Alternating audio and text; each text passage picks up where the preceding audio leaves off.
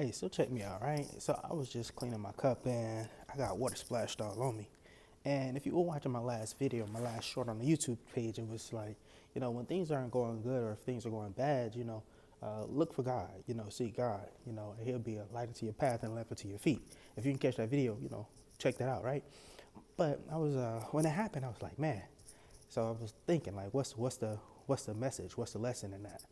And then, God gave it to me. He was like, sometimes when, you're trying to clean things, sometimes, things get a little messy when you're going through a cleaning process.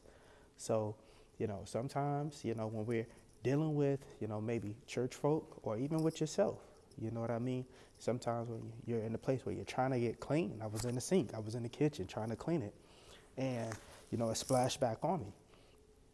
It's water though, so it's gonna fade. There won't be any stains, but you know, just sometimes it's just something to keep in mind. When you're in the process of getting clean, sometimes things might get a little messy, but it can be clean, and that's the good thing about Jesus Christ. If we really give ourselves over to Him, He'll clean us up. And sometimes when you're working with human beings, we're faulty, we're imperfect people.